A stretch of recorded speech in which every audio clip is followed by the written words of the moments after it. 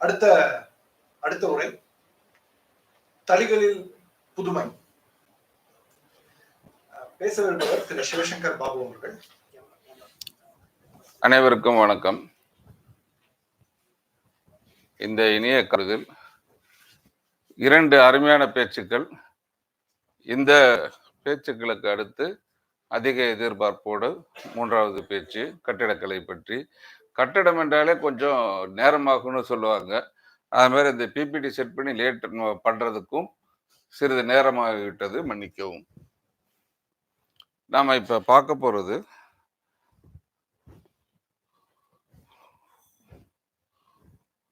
ஹொய்சாளர்களின் கட்டடக்கலை. இதை நம்ம போறதுக்கு முன்னாடி இதற்கு உதவியாக இருந்த முக்கியமான சில நபர்கள் மற்றும் உதவியாக இருந்த சில துணை நூல்கள் மற்றவற்றை குறிப்பிடும். முக்கியமானது கூகுள் ஆண்டவர். நம்ம எது கேட்டாலும் எங்க கேட்டாலும் உடனே கொடுக்கின்ற ஒரு தெய்வீக அமைப்பு. இதுக்கு அடுத்தது விக்கிபீடியா. இது என்ன வசதி என்னன்னா, இருக்கிற எல்லாத்தையும் தொகுத்து கொடுக்கும். ஆனா அத்தனையும் குப்பை. அதுல எது இருக்கும் எது, ஏன்னா நம்ம ஆரம்பிச்சதுதான் விக்கிபீடியா. அதனால அந்த அளவு தான் நம்ப தன்மை இருக்கும். ஆனா அதே நேரத்துல அதுல கொடுக்கின்ற அந்த ரெஃபரன்ஸ் புக்ஸ் வந்து மிக அருமையான ஒரு தொகுப்பு. அது ரொம்ப உதவியாக இருக்கிறது. அதற்கடுத்து ஹொய்சாளர்கள் சம்பந்தப்பட்ட ஃபேஸ்புக் குரூப்ஸ். முக்கியமாக சொல்ல போறது சசிதரா ஹெச்கி என்றவர் ஹொய்சால கோயில்களை பற்றி மிக அருமையாக ஆராய்ச்சி பண்ணி ஒவ்வொரு ஊருக்கும் போயிட்டு வந்து அதை பற்றி மிக விரிவான பல பதிவுகளை போட்டிருக்கிறார் அவரோடது. அதுக்கடுத்தது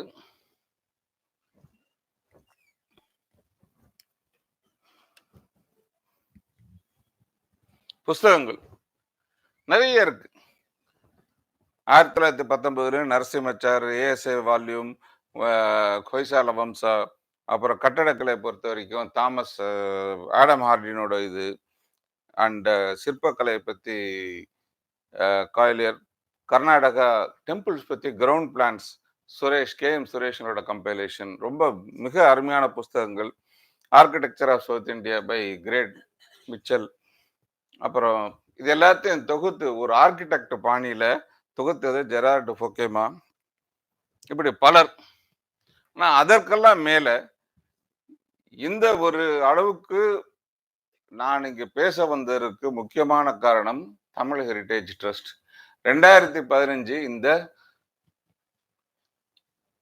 இடத்தில் நாங்கள் சேர்ந்து ஒரு சிறு அறிமுகத்தோடு சேர்ந்து கொஞ்சம் கொஞ்சமா படிக்க ஆரம்பிச்சேன். அப்ப எனக்கு கொடுத்த ஆசான் ப்ரொஃபசர் சாமிநாதன் மற்றும் மற்றவர்கள்லாம், பாபு நீ இதை பண்ணு, அந்த இது பண்ணு, இதை பண்ணலாம், நீ நல்லா பண்ற, அது பண்ண சொல்லி ஒரு 5-6 வருடங்கள் ஊக்குவித்து நிறைய விஷயங்கள் சொல்லி கொடுத்து, கூட இருந்த மற்ற நண்பர்கள்லாம் இதை பண்ணலாம், இது இப்படி பண்ணலாம், இந்த இது ட்ரை பண்ணி பாரு, இப்படி பண்ணதனோட 5-6 வருடங்களிடம் உழைப்பு மற்றும் ஊக்கப்படுத்துவதனால தான் நான் இன்னைக்கு இந்த மேடையில் வந்து முதல் தடவையாக டிஹெச்டியின் ஒரு பேச்சாளராக பேசுகிறேன். அதற்கு மிக்க நன்றி. டிஹெச்டி என்னை வாழ வைத்து இந்த அளவுக்கு கொண்டாந்ததுக்கு மிக்க நன்றி. வணக்கம்.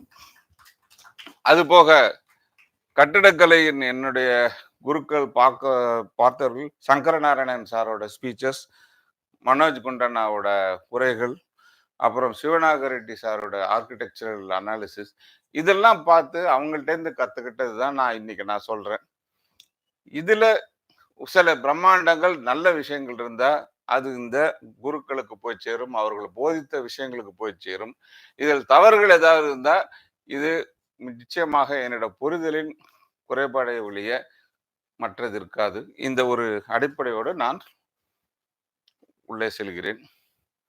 நம்ம இன்னைக்கு பார்க்க போறது எப்படி கோயில்கள் தென்னிந்தியாவில் வளர்ச்சி அடைந்தன. அதுல கல்யாணி சாளுக்கியர்கள் வழக்கம் போல எந்த விதமான ஆராய்ச்சிகள் செய்தார்கள். அதற்கடுத்து இதை ஹொய்சால கோயில் கட்டுமானத்தில் எந்த விதமான வித்தியாசமான கோயில்களை கட்டிவிட்டார்கள். அவர்கள் பண்ண கோயில்களின் விதவிதமான கட்டிட அமைப்புகள் என்ன, அதற்கடுத்து இவர்கள் பண்ண சில புதுமைகள், அவங்களுக்கு கிடைத்த கல், அவங்களுக்கு கிடைத்த இடம், அவங்களோட இதுக்கு ஏற்ற மாதிரி என்னென்ன புதுமைகள் பண்ணியிருக்காங்க. அப்புறம் நம்ம இது வரைக்கும் பார்க்குற யுனெஸ்கோனோட 3 கோயில், பிரம்மாண்டமான கோயில். அதை பற்றி 3த்த பற்றியும் விரிவான கட்டுரைகள் உள்ளன, பேச்சுகள் உள்ளன. இதில் சோமநாதபுரத்தை பற்றி ஏற்கனவே பார்த்து விட்டீர்கள். மற்ற 2 நாளை இருக்கிறது. அது தவிர ஏகப்பட்ட ரத்தனங்கள் உள்ளன. அவற்றின் சிறு ஒரு பார்வை இது பற்றி நம்ம பார்க்க போறோம். முதல்ல தென்னிந்தியாவில் கட்டிடக்கலை அப்படின்னு சொல்லி பார்த்தோம்னா, கல்லுல கட்டடம் கட்டி, அடுக்குமான கட்டிடம் கட்டி ஆரம்பித்தது முதல்ல பாதாமி சாளுக்கியாஸ். அப்புறம் அவங்க ஐஹோலி, பட்டடக்கல், அங்கெல்லாம் நிறைய ஆராய்ச்சிகள், விதவிதமான கோயில்கள் கட்டினாங்க. அதே சமயத்துல கொஞ்சம் பின்னாடி தமிழ்நாட்டுல பல்லவர்களும் பாண்டியர்களும் நிதானமாக இதே பாணியில் வித்தியாசமான கலையை ஆரம்பித்தார்கள். அவர்கள் திராவிட கலையின், திராவிட கட்டிடக்கலையின் மிக நுணுக்கமான வித்தியாசங்களை ஆராய்ந்து, இதுதான் திராவிட கட்டிடக்கலை, தென்னிந்திய பாணி அப்படின்றதுக்கு ஒரு அடிப்படை உருவாக்கணும். இதுக்கு பிறகு ராஷ்டிரகூடர்கள் பாதாமி சாளுக்கியர்களின் வழிகாடுல அப்படியே பின்பற்றி, அவர்கள் பிரம்மாண்டம் அண்டு பல்லவர்களோட அந்த குடவரை கட்டுமானம், அப்புறம் ஒருக்கல் தழிகள் இதை வைத்து பிரம்மாண்டமான பழைய கோயில்களை கட்டிவிட்டார்கள். இதே போல பல்லவர்களின் அடிப்படையில் சோழர்கள், பல்லவர்கள் செய்த ஆராய்ச்சிகள், வித்தியாசமான விரிவுகள் எல்லாத்தையும் தாண்டி பிரம்மாண்டம் எதிலும் அமெரிக்கன் ஸ்டைலில் பிரம்மாண்டம் எதிலும் பிரம்மாண்டம் மாதிரி அது திராவிட கட்டிடக்கலையின் தமிழ்நாடு பாணியின் உச்சத்தை தொட்டார்கள். இதுக்கு பிறகு கல்யாணி சாளுக்கியர்கள் ராஷ்டிரகூடர்கள் செய்ததை இன்னும் விரிவாக பண்ணார். இவர்கள் கிட்டத்தட்ட சாளுக்கியான பேர் வந்தாலே எக்ஸ்பெரிமெண்டேஷன் மாதிரி வருது. இந்த வேசர பாணி கட்டிடக்கலையில் மிக வித்தியாசமான சில நுணுக்கங்களை ஆரம்ப காலத்திலே செய்து காட்டியார்கள். இதே மாதிரி பல்லவர்கள் காலத்துல லேட்டர் பாண்டியஸ் வரப்ப அவங்க காலத்துல நிறைய விமானங்கள் கட்டப்பட்டன. அவர்களுடைய நல்ல ஒரு பங்களிப்பு மிக அருமையான கோபுரங்கள். அதற்கடுத்து அதே காலகட்டத்தில் வந்த கங்கர்கள் ஒரிசாவில் மிக அருமையான ஒரு கட்டிட பாணி, அவர்களுக்கென்று ஒரு பாணி, ஒரு நாகர பாணியிலிருந்து சிறிது வித்தியாசமாக ஒரு பாணியை உருவாக்கினார்கள். பின்னர் கேரளத்தில் இந்த பாண்டிய ஒரு கட்டிட பாணியை சிறிது மாற்றி 14ஆம் நூற்றாண்டுக்கு பிறகு மரம், அப்புறம் தாமிரம் இவற்றை வைத்து மிக உயரமான கட்டிடங்கள் எவ்வளவு கட்ட முடியுமோ அந்த மாதிரி கட்டி அவங்க பாணியை ஒரு வித்தியாசமான ஒரு கட்டிடக்கலையை உருவாக்கினார்கள். இதற்கெல்லாம் அடுத்தபடியாக கல்யாணி சாளுக்கியர்களுக்கு பின்னால் வந்த ஹொய்சாளர்கள், இவர்கள் பண்ண அத்தனை ஆராய்ச்சிகளையும் ஒன்று கூடி தமக்கென்று ஒரு தனி ட்ரேட்மார்க் பாணியை உருவாக்கினார்கள். இதில் ஆச்சரியம் என்னவென்றால், அந்த பாணி 200 வருஷம் பிரம்மாண்டமாக அருமையாக இருந்தது. திடீரென்று அவர்களுக்கு பிறகு காணாமல் போய்விட்டது. அதற்கு பிறகு அந்த ஒரு பாணியில், அந்த ஒரு ஒரு ஒரு ஒரு கல்லில் பிறகு கட்டிடங்கள் வரவே இல்லை, அப்படியே நின்று விட்டது. அந்த சிற்பிகள், அந்த கலைஞர்கள் என்ன ஆனார்கள் என்று தெரியவில்லை.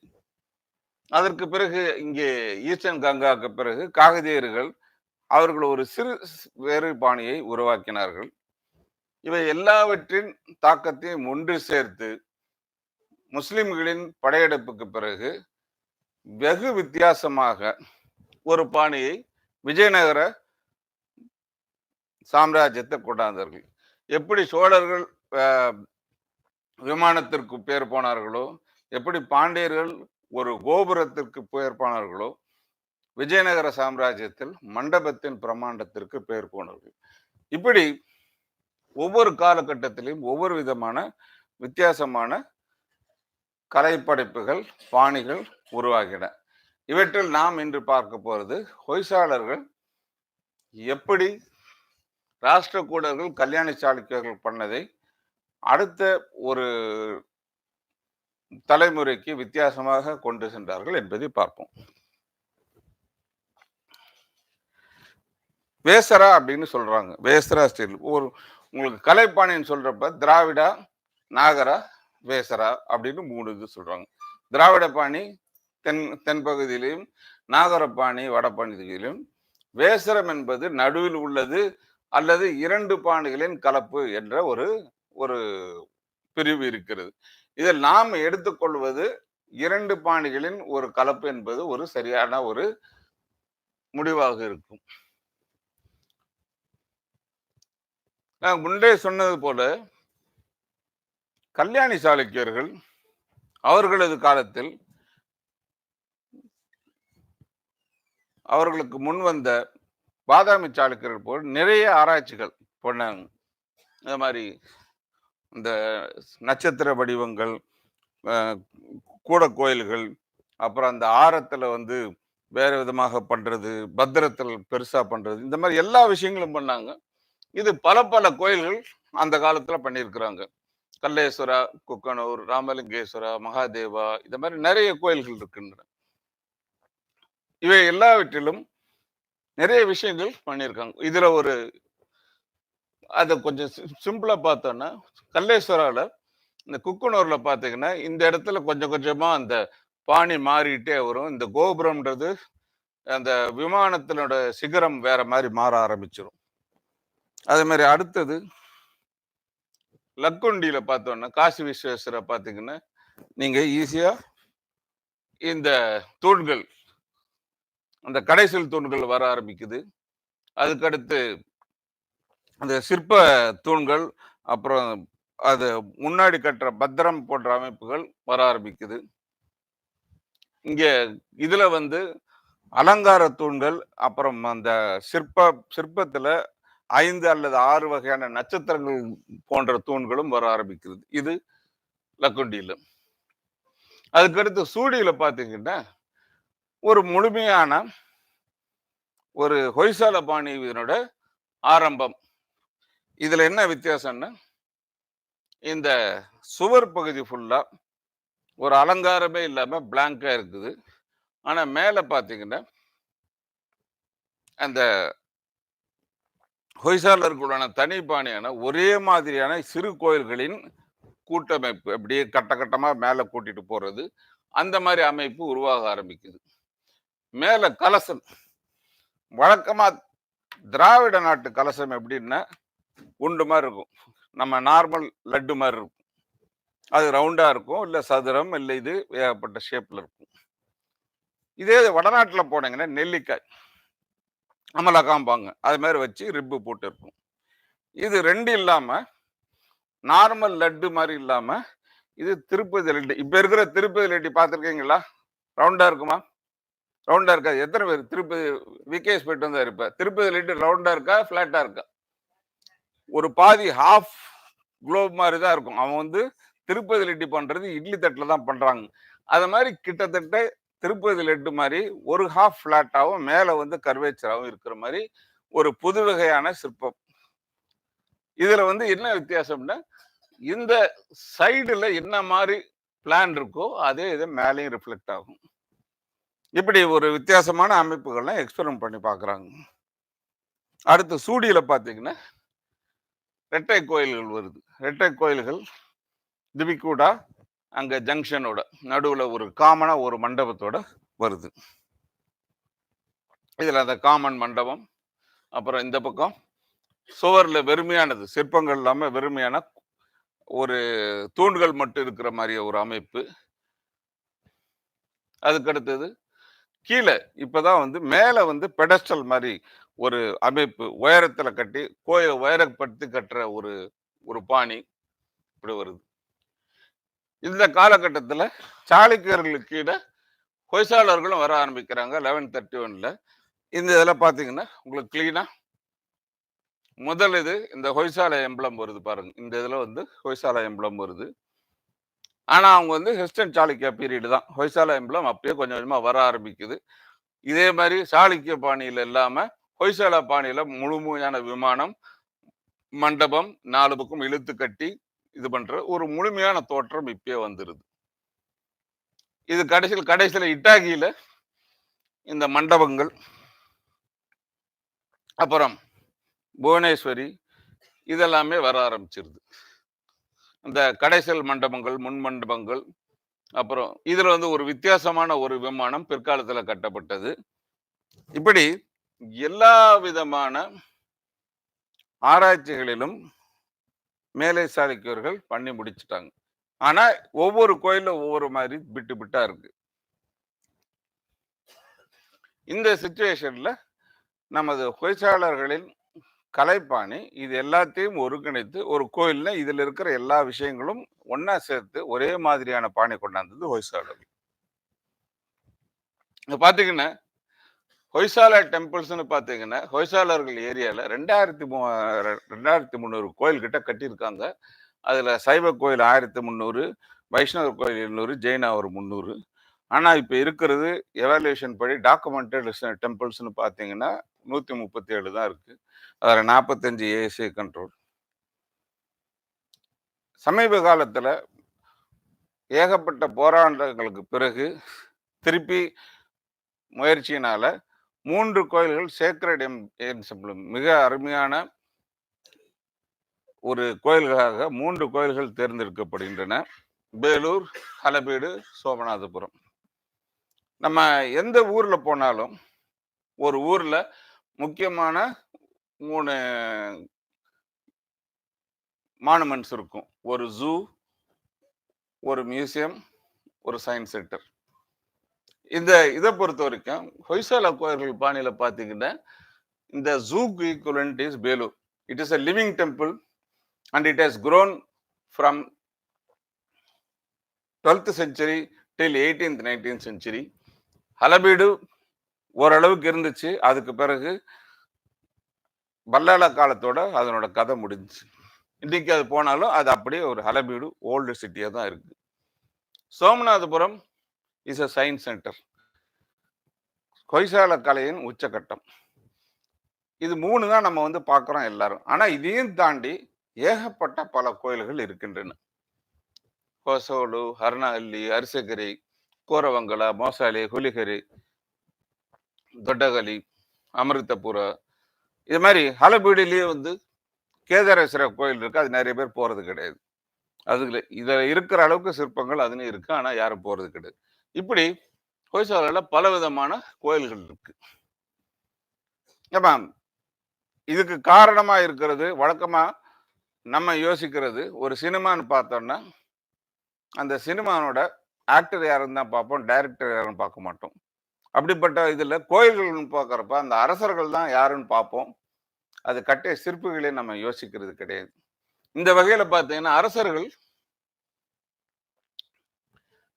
இப்ப சார் வந்து இதுக்கு முன்னாடி கிருஷ்ணன் சார் மிக விரிவாக ஒரு சரித்திரம் சொல்லியிருக்காரு. நான் சுருக்க அந்த அரசர்கள் கட்டிய கோயில்கள் விஷ்ணுவர்தன் காலத்துல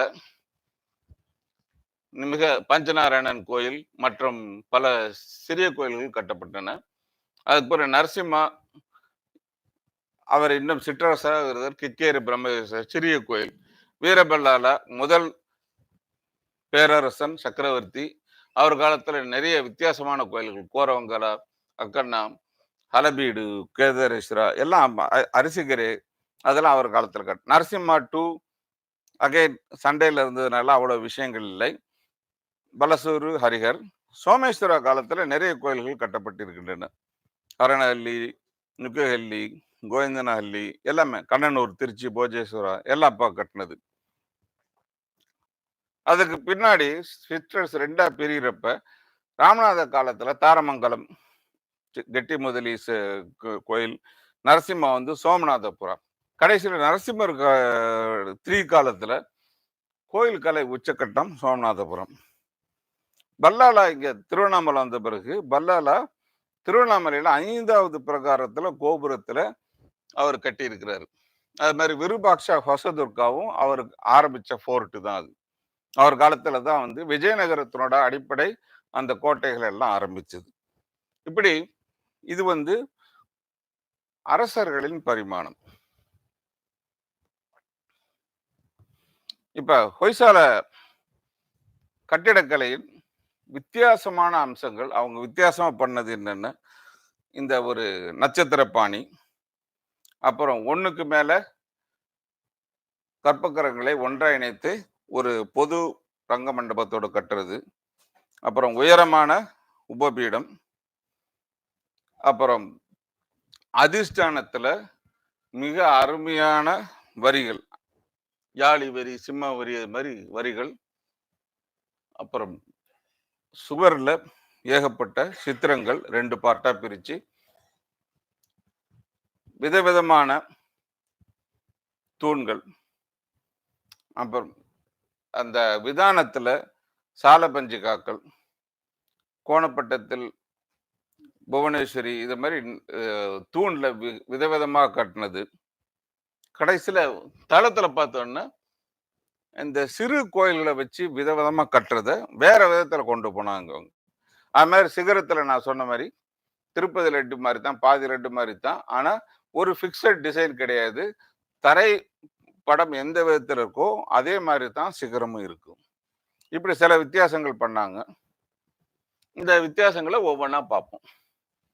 இதற்கு முன்னாடி ஹொய்சால கலையின் ஒரு முக்கியமான ஒரு அடிப்படை அவர்களுக்கு கிடைத்த கல், அவர்கள் ஊர்ல கிடைத்த கல் சோப் ஸ்டோன். நம்ம சோப் மாதிரியே இருக்கும், ஈஸியா கார் பண்ணலாம், நல்ல வசதி.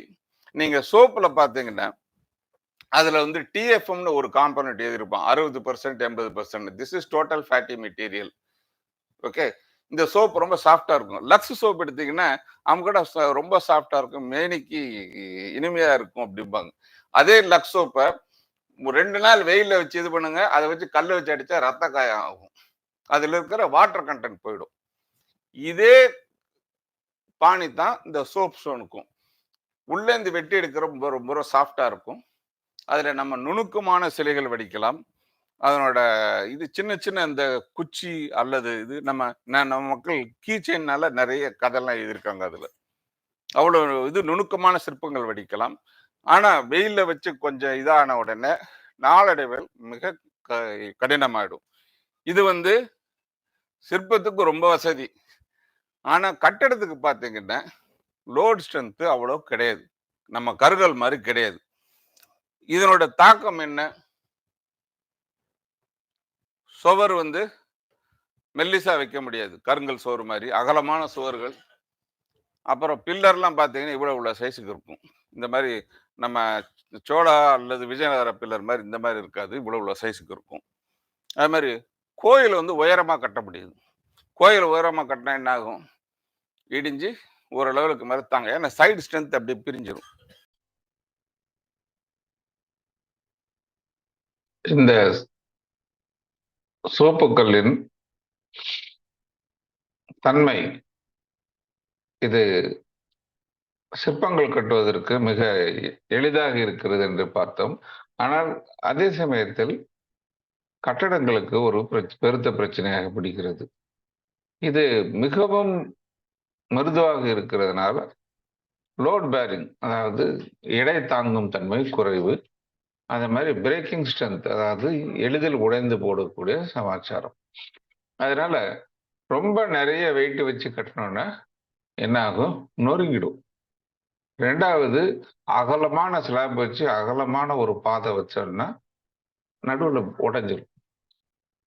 இதை ஒரு மனசுல வச்சுட்டு தான் என்ன பண்ணிருக்கிறாங்க ஹொய்சாளர்கள், சுவர்கள் கட்டும் பொழுது மிக அகலமான சுவர்கள் வைத்து கட்டியிருக்கிறார்கள். அதுபோக அந்த நீட்டம் நிறைய கொடுக்கணுன்றதுக்காக நட்சத்திர வடிவில் பண்ணிருக்காங்க. அதை பத்தி பின்னாடி பார்ப்போம். நட்சத்திர வடிவத்துல கொஞ்சம் எல்லா பக்கத்திலையும் நீட்டு ஜாஸ்தி ஆகிறதுனால லோடு வந்து ஸ்ப்ரெட் ஆகும். 3வது, அந்த பில்லர்கள் வைக்கிறப்ப தமிழ்நாட்டில் இருக்கிற மாதிரி அந்த டயட் பில்லர் மாதிரி ஒல்லியா இல்லாம இவ்வளவு மொத்தையா ரவுண்டா இருக்கும்.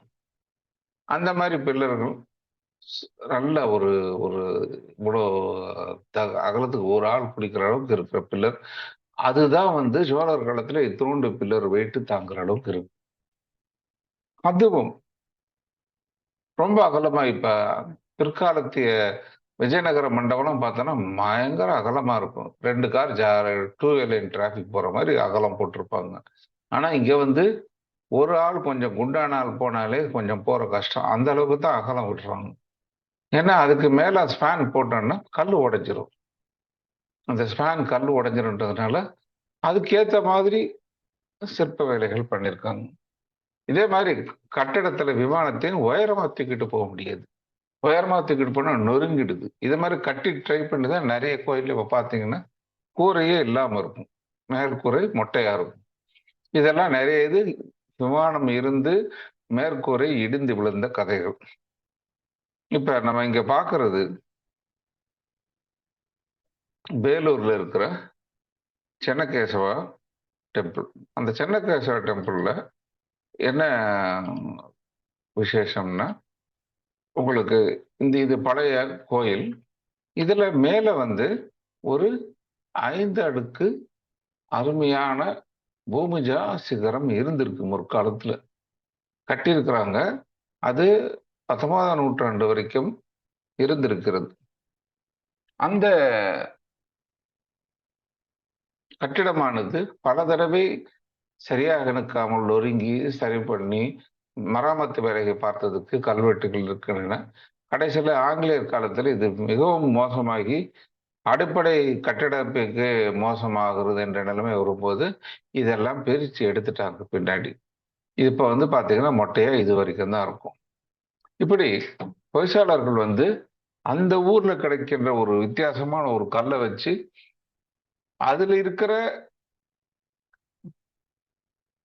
லாப நஷ்டங்களுக்கு ஏற்ற மாதிரி மிக அருமையான சிற்பங்களும் மிக அகலமான நீளமான கோயில்களும் கட்டி அவர்கள் வித்தியாசமான முயற்சிகள் செய்திருக்கிறார்கள்.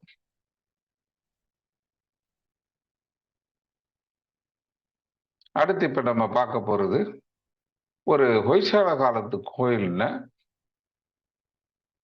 என்னென்ன உறுப்புகள், அதாவது நேர்ந்து உள்ள போனோம்னா என்னென்ன உறுப்புகள் இருக்கும் என்னன்றது இருக்கும். வழக்கம் போல கோயில் கொடிமரம் அந்த இதெல்லாம் கோயில் அந்த கோபுரம் கொடிமரம் அதெல்லாம் இருக்கும். அதை தாண்டி உள்ள வரப்ப இங்கே கொஞ்சம் வித்தியாசமான அமைப்புகள் வருகிறது. இங்க பிளான் படி பார்த்தீங்கன்னா முதல்ல சோபானம்னு படிக்கட்டு 4 பக்கமும் ஒரு இது. அதுக்கு மேல முக மண்டபம், முக சதுர்த்தி, அதுக்கு மேல மகா மண்டபம் இந்த இது. அதுல நடுவில் ரங்க மண்டபம்னு சொல்லிட்டு என்ன பண்ணுவாங்க 4 பில்லர் வச்சு இந்த மண்டபத்தையே 4ஆ பிரிக்கிற மாதிரி வரும். இதுதான் வந்து அது ரங்க மண்டபம். ஸோ ஒரு இது ஒரு மண்டபத்தை 4 பில்லர் போட்டு பிரிக்கிற மாதிரி பண்றது ரங்க மண்டபம். அதுக்கடுத்து பிரணாளம் இந்த அங்க இருக்குது. அந்த நீர் வர வழி அந்தராளம்ன்றது இது ஒரு விசேஷம். அதாவது கர்ப்ப கிரகத்தையும் உங்களுடைய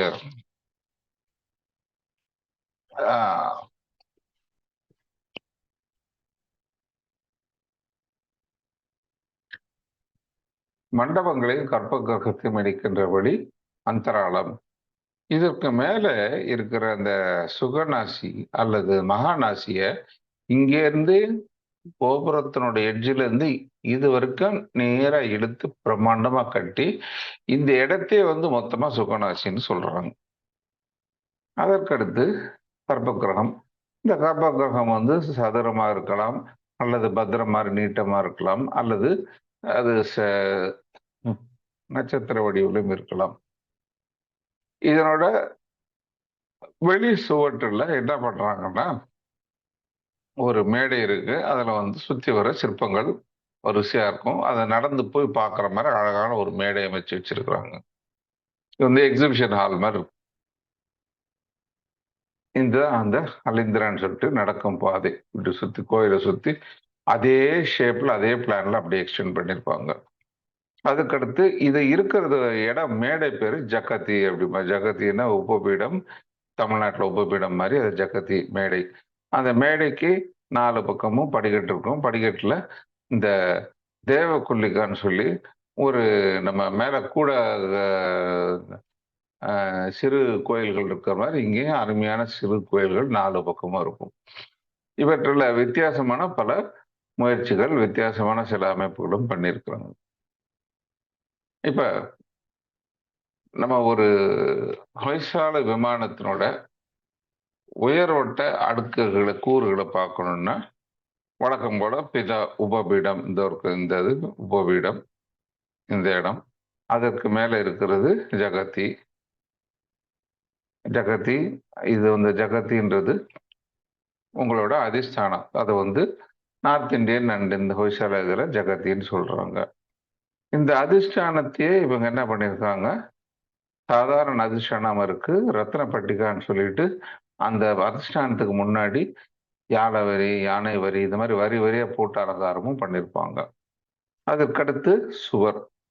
இந்த சுவர் இங்க பாருங்க 2 வகையா பிரிக்கிறாங்க. இது முழு சுவர், இது வழக்கமா இருக்கிறது. பிற்காலத்தில் இது 2ஆ பிரிச்சு அது நடுவுல கீழ்ப்பக்கம்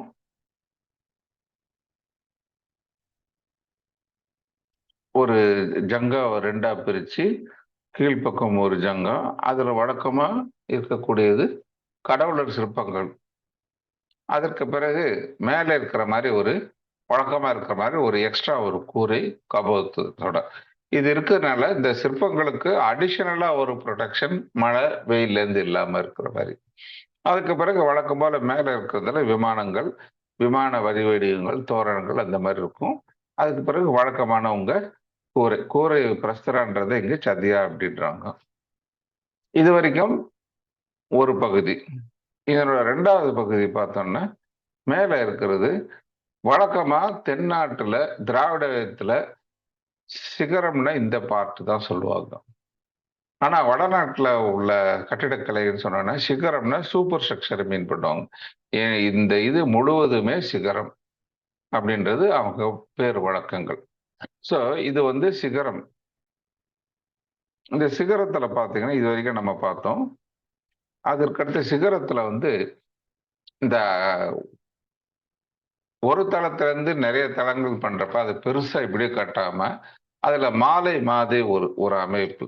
அந்த மாலை எப்படின்னா உங்களுக்கு ஹாரான மாலை எப்படின்னா நடுவுல ரோஜாப்பூ, அதுக்கடுத்து செவந்தி பூ, அதுக்கடுத்து சாமந்தி பூ, இத மாதிரி பலவிதமான பூக்கள், நடுவுல கொஞ்சம் இலை வச்சு ஒரு மாலை கட்டின மாதிரி இங்க 3 வகையான விமானங்களும் அந்த இடைவெளியில் அலங்காரங்களும் வைத்த ஒரு மாலை.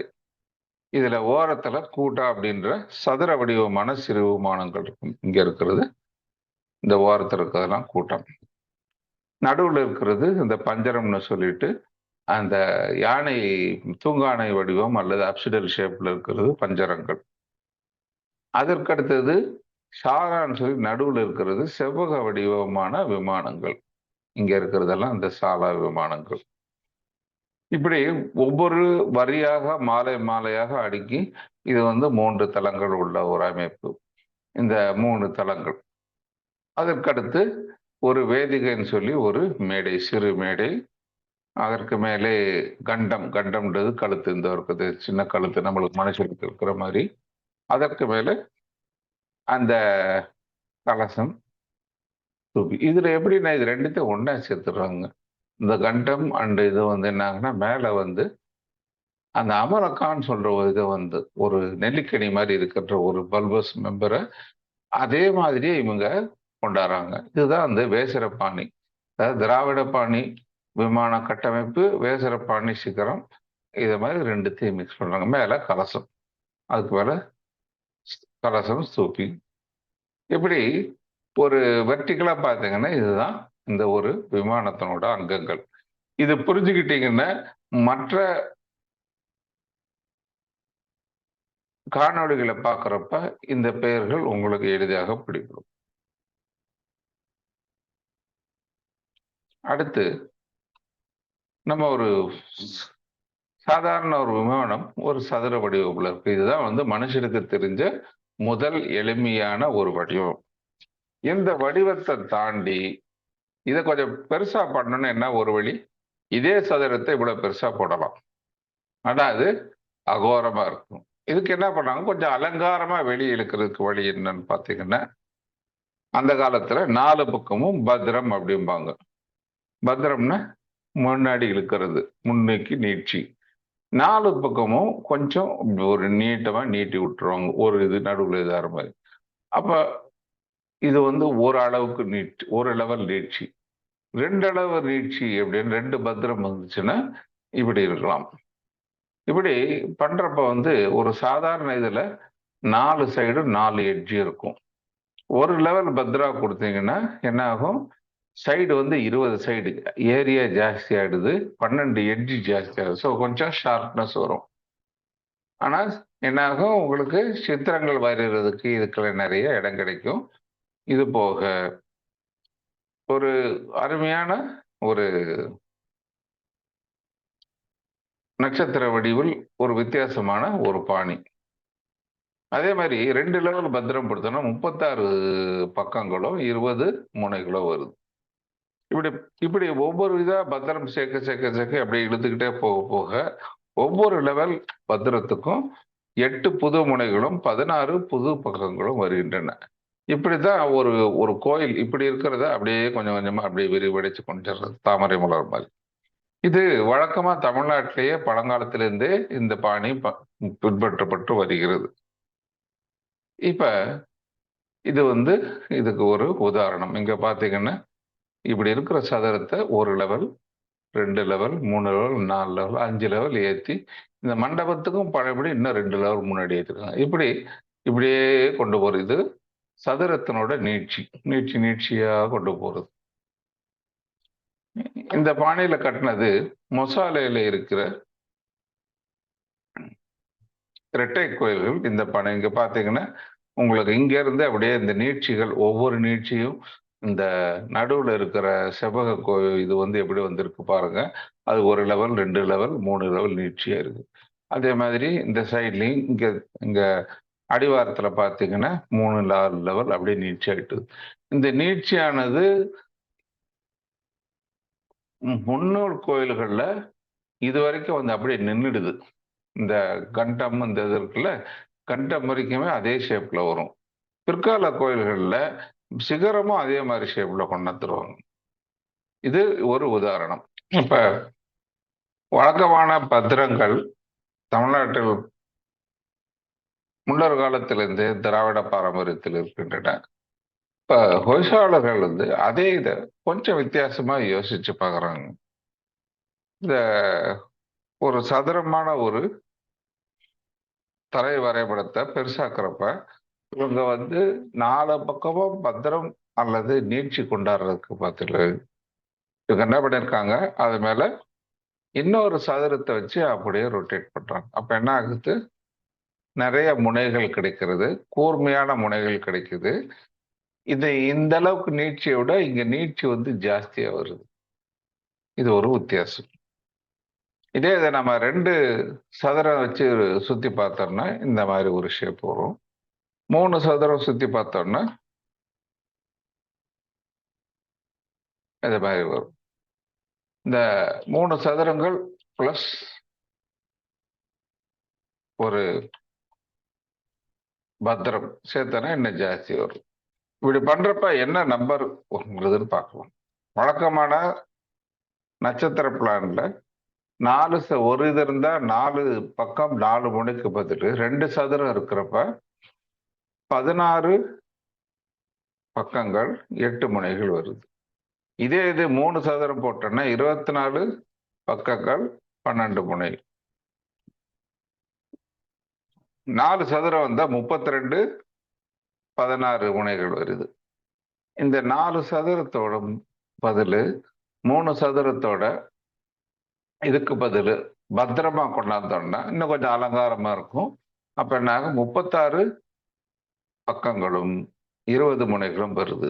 இப்படி கொய்சாலபாணி நட்சத்திர வடிவத்துல ஒவ்வொரு சதுர ரொட்டேஷனும் சேர்க்க சேர்க்க உங்களுக்கு வந்து 4 புது முனைகளும் 8 புது பக்கங்களும் வருது.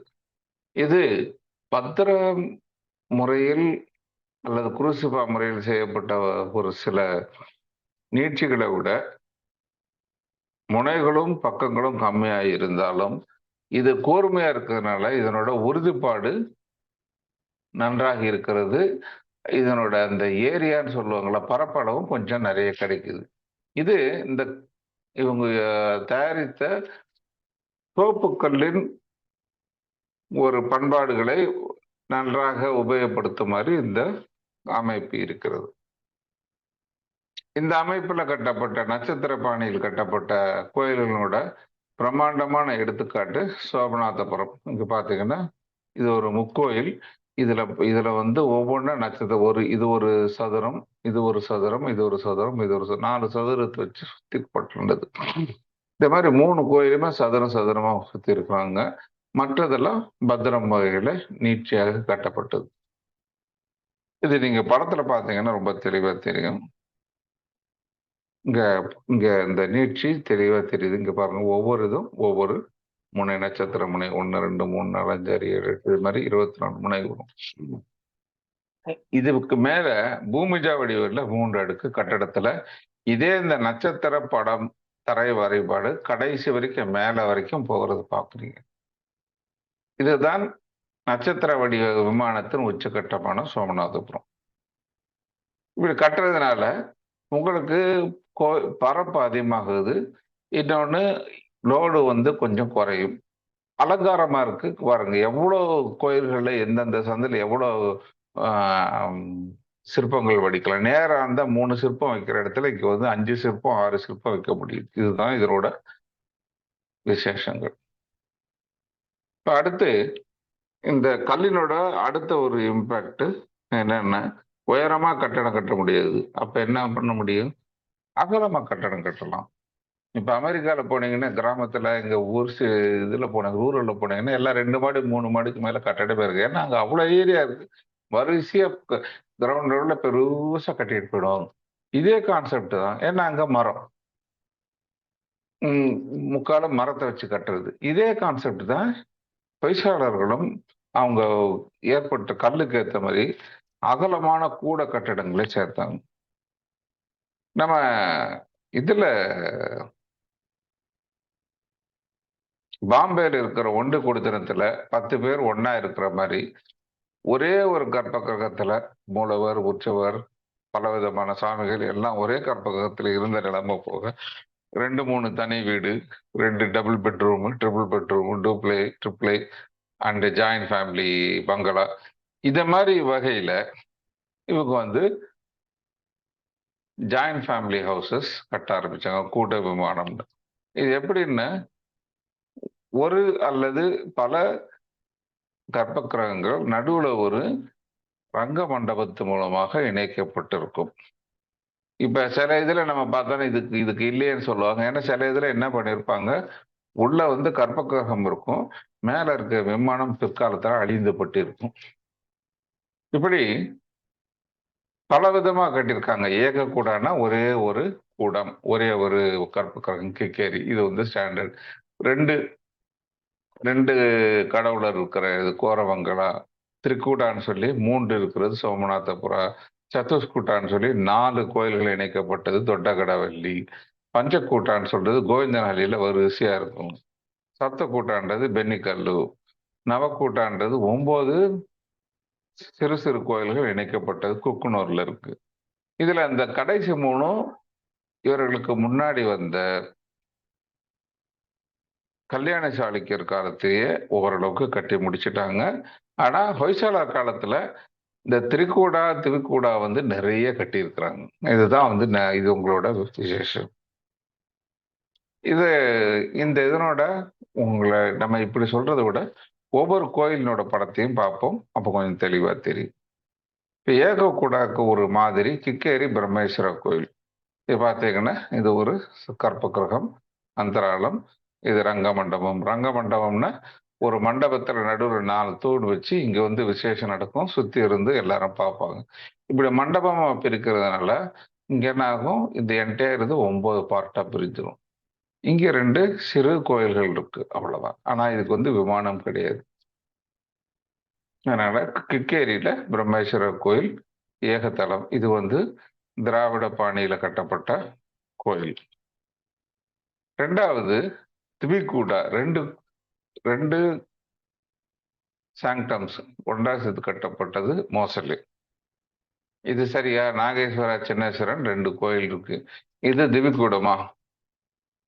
கிடையாது. திவிக்கூடம்னு வரப்ப ரூல் என்னன்னா, இந்த 2 விமானங்களும் நடுவுல ஒரு பொதுவான ரங்க மண்டபத்தினால் இணைக்கப்பட்டிருக்கும். இது பொதுவான ஜங்கா அந்த மேடை இருந்தாலும் இவை தனித்தனியாக இருக்கின்றன. அதனால் இது திவிக்கூடா அல்ல.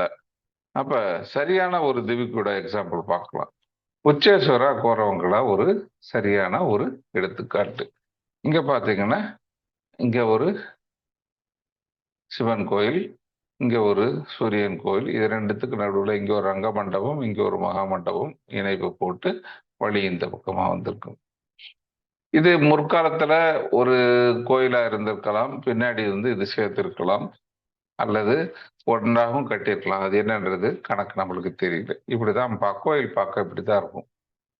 இந்த இது பார்த்தீங்கன்னா, இங்க மெயின் மண்டபம், இந்த சைடு இருக்கிறது சூரியனார் கோயில். இதுல விமானம் இல்லை, அதனால இது மண்டபம் கணக்குல சேர்க்கக்கூடாது. இது உள்ளுக்குள்ள சூரியன் கருவறை இருக்கிறனால இது ஒரு கருவறை கணக்குல சேர்த்துக்கணும். இங்க அந்த இட்லி மாதிரி முண்டமா இருக்கு என்னன்றது கொஞ்சம் பின்னாடி பார்க்கலாம். இது ஒரு விசேஷம். இப்படி திவிக்கூடா 3 சாங்டம்கள் இணைக்கப்பட்டது பார்த்தீங்கன்னா பெலவாடி. பெலவாடியில இந்த பக்கம் ஒரு மெயின் டெம்பிள் இங்க ஒண்ணு இருக்கு. அதுக்கு நடுவுல ஒரு மண்டபம், இன்னொரு மண்டபம், இங்க ஒரு பிரம்மாண்டமான மண்டபம். இதுல பிற்காலத்து சேர்க்கை மாதிரி தெரியுது. இதுல இந்த 2 பக்கமும் மேல போறதுக்கு வழி. இந்த கோயில் இப்படி இருக்கும். இங்க ஒரு மெயின் இந்த 2 பக்கமும் 2 மண்டபங்கள், நடுவில் இந்த இடத்துல வழி, இங்க ஒரு வழி இருக்கு. இதுதான் போற வழி. இப்படி 3 கோயில்களை இணைத்து கட்டப்பட்டது. அதற்கடுத்து 4 விமானங்கள் ஒன்றாக சேர்க்கப்பட்டது. தொட்டகடவள்ளி முற்காலத்தில் கட்டப்பட்டது. இந்த 3 விமானங்கள் பிற்காலத்தில் சேர்க்கப்பட்ட இன்னொரு காளிக்கு உண்டான விமானம். இப்படி இருக்கும். இது ஒரு அருமையான கோயில். இது பார்த்தீங்கன்னா 1, 2, 3, 4 இருக்கும். அதுக்கு 4 பக்கமும் 4 முனைகள்ல 4 சிறு விமானங்கள் இருக்கும். இது எல்லாம் அந்த காலத்து ஃபார்ம்சானா பாணியில கட்டப்பட்டது. 5 விமானத்துக்கு ஒரு எடுத்துக்காட்டு கோவிந்தனஹள்ளி. நம்ம வரிசையா குரூப் போட்டோ வைக்கிற மாதிரி 5 விமானங்கள் ஒன்னா சேர்த்து அதற்கு காமனா ஒரு மண்டபம். இதுல என்ன விசேஷம்னா, ஒரு மண்டபம் வச்சாலுமே இதுல இந்த ரங்க மண்டபம் ஸ்ட்ரக்சர் ஒவ்வொருத்துக்கு முன்னாடி தனித்தனியா வச்சிருக்கிறாங்க. ஒவ்வொன்றுத்துக்கு முன்னாடி ஒரு மேடை வச்சு. அதனால இது ஒரு வித்தியாசமான ஒரு பாணி. இன்னொன்னு, எல்லாத்துக்கும் நடுவுல ஒண்ணு இணைக்காம இந்த 2த்துக்கு மட்டும் வழி இருக்கு. அதனால இது முன்னாடி இது 2 முதல்ல பண்ணி அப்புறம் பிற்காலத்தில் இது சேர்த்திருக்கலாம்ன்றதும் ஒரு யூகம் இருக்கு. இது 1230 ஹொய்சாளர்கள் காலத்துக்கு முன்னாடியே கட்டப்பட்டது. அதாவது இவங்க ஹொய்சாளர்கள் மேலை சாளுக்கியர்கள் கீழே இருக்கிறப்ப கட்டப்பட்ட கோயில். இது பார்த்தீங்கன்னா, இதுல அந்த காலத்துல பார்த்தீங்கன்னா சிற்பங்களே கிடையாது. வெறுமனே அந்த கோயில்களோட பாணி மட்டும்தான் முதல்ல இருக்கும், சிற்பங்கள் இல்லாம இருக்கும். இது பிற்காலத்துல இந்த இடம் ஃபுல்லா சிற்பமாகும். அது மாதிரி உங்களுக்கு இந்த இடமும் பார்த்தீங்கன்னா ரொம்ப வெறுமனே இருக்கும். 7 கோயிலுக்கு பென்னிக்கல்லுன்னு சொல்லி கல்யாணேஸ்வர டெம்பிள். இது கல்யாணி சாளுக்கிய காலத்து பீரியட் இப்படி இருக்கும். இது எப்படின்னா, முதல்ல ஒரு கோயில் கட்டி அதுல கொஞ்சம் எக்ஸ்ட்ரா சேர்த்து 4 பக்கம் அப்படி இழுத்து இது பண்ற மாதிரி. இப்ப இதுக்கு என்ன உதாரணம்னா, நம்ம ஊர்ல 10ஆம் நூற்றாண்டு வரைக்கும் அம்மனுக்கு தனி சந்நிதி கிடையாது. பிற்காலத்துல முதல்ல இந்த கோயில்ல ஐராவதேஸ்வரர் கோயிலுக்கு அம்மனுக்கு தனி சந்நிதி ஆரம்பிக்கவ இருக்கிற கோயில் எல்லாம் என்ன பண்ணாங்க, மண்டபத்தில் ஒரு எக்ஸ்டென்ஷன், இந்த மாதிரி இருக்கிற இடத்துல கொஞ்சம் எக்ஸ்டென்ஷன் போட்டு அங்க அம்மன் கோயில் கட்டினாங்க. இதே மாதிரி இது அந்த காலத்துல ஒரு சிறுசா ஆரம்பிச்சு பெருசா அங்கங்க நீட்டி கட்டின மாதிரி தெரியுது. கடைசியில 9 கோயில் இருக்கிறது நவலிங்கேஸ்வரா அப்படின்னு. இது பாத்தீங்கன்னா, நம்ம அந்த காலத்து பழைய வீட்டுல நம்ம புதுசா மாடி, சைட்ல போர்ஷன், சைட்ல ரூம் படி கட்டி வீடு வளர்ந்துகிட்டே இருப்பேன். அந்த மாதிரி இருக்கு. இந்த பக்கம் 2, இந்த பக்கம் 3, இந்த பக்கம் 2, இந்த பக்கம் 1. இப்படி பல விதமான கோயில்களை சேர்த்து இணைச்சு பொதுவையா ஒரு வழி இருக்கிற மாதிரி பண்ணியிருக்காங்க. இதுவும் கல்யாண சாளுக்கிய காலத்துக்கு இப்படி இப்படி உயரமா கட்டாம அகலமா நிறைய சிறு சிறு கோயில்கள் எல்லா தெய்வங்களுக்கும் கட்டுகின்ற பாணி ஹொய்சாலர் பாணி. சரி, நம்ம இது வரைக்கும் தரை வடிவம் பார்த்தோம். இது இந்த மாதிரி தரை வடிவம் வந்தாச்சு. இப்ப அடுத்து ஜக்கத்தீன்ற அந்த பிளாட்ஃபார்ம், இந்த உபபீடத்தோட மேல இருக்கிற இதுலயும் வித்தியாசம். இது இந்த தரை வடிவம் எப்படி இருக்கோ அதே மாதிரி அங்க நீட்டாக சரியா இருக்கும். படிக்கட்டும் அதே மாதிரி இருக்கும். இதுல வழக்கமா வர ஆதிஷ்டான விஷயங்களோட உறுப்புகள் இங்கே இருக்கும். சில இடத்துல யானை, சில இதுல திக்பாலகர்கள். அப்புறம் படிக்கட்டு பக்கத்துல என்னன்னா, வழக்கமா தமிழ்நாட்டு கோயில்ல ஹஸ்திகஸ்தான்னு சொல்லி இந்த யானை வச்ச படிக்கட்டு வச்சிருப்பாங்க. இங்க விசேஷம் எப்படின்னா, தேவகுலிக்கான்னு சொல்லி ஒரு சிறு வடிவ கோயில்கள், வித்தியாசமான விமானங்களுடன் சிறு வடிவங்கள். இது நாகர, தேசர, அப்புறம் திராவிட எல்லா விதமான பாணியிலும் இருக்கும். அதுக்கு அடுத்து நாம பார்க்க போறது அடுத்து ஒரு லெவல் மேல ஆதிஷ்டானம். இதை பிதா அல்லது சொல்றாங்க. இந்த ஆதிஷ்டானத்துல வழக்கம் போல இருக்கின்ற நம்மளுடைய திராவிட பாண ஆதிஷ்டானம் இது. இதுலேயும் அலங்காரம் இது கிடையாது, வேலவரி கிடையாது. வழக்கம் போல அடிப்பகுதி உப்பானம், அதுக்கடுத்து ஜகதி என்ற ஒரு உறுப்பு, அதுக்கடுத்து இந்த முப்பட்டை குமுதம், அதற்கு மேல பத்மம், பத்மத்தோட கீழ்ப்பகுதி மேல் பகுதி, நடுவுல கண்டம்.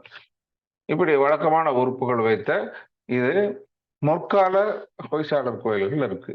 பிற்காலத்துல இது என்ன ஆகுதுன்னா, பேலூர் ஹளபீடிலிருந்து என்ன ஆகுதுன்னா, அந்த பட்டயத்துக்கு மேல இத மாதிரி ரத்ன பட்டிக்கான்னு சொல்லி வரிகளை அப்படியே ஸ்லாட் பண்ணி சொருகி சொருகி பண்ணுவார். இதுல உத்து பாத்தீங்கன்னா, இந்த கேப்லாம் அந்த ஒரிஜினல் ஆதிஷ்டானா இருக்கு. அதாவது ஒரிஜினல் ஆதிஷ்டானா உங்களுக்கு வெயிட்டை தாங்குகிற ஒரு கட்டிடக்கலை உறுப்பு.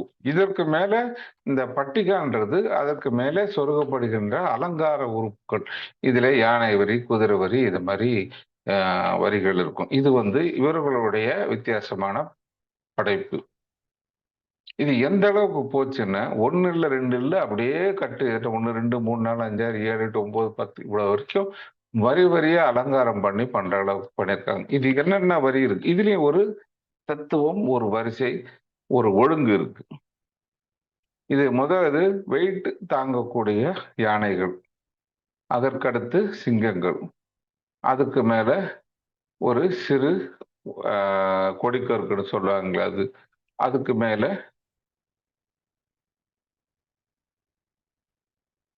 குதிரை வரிசை, ஒவ்வொரு விதமான போர் குதிரைகள், அப்புறம் ஒரு கொடிக்கருக்கு, அதற்கு பிறகு அந்த தெய்வங்களோட அந்த வடிவமைப்பு, இந்த புராண கதைகள் அதெல்லாம் இந்த இடத்துலதான் இருக்கும். இது நரப்பட்டிகா அல்லது இந்த இது மேல வரும்.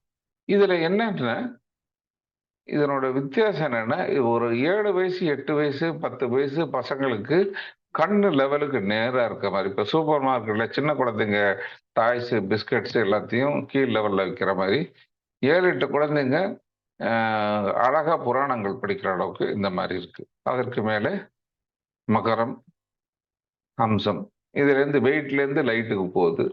அதுக்கடுத்து இது நரவரிசைன்னு சொல்லிட்டு மனிதர்கள், செக்யூலர் சீன்ஸ் அதெல்லாம் இருக்கும். மித்திகல் கிரியேச்சர்ஸ் மேல இருக்கும்.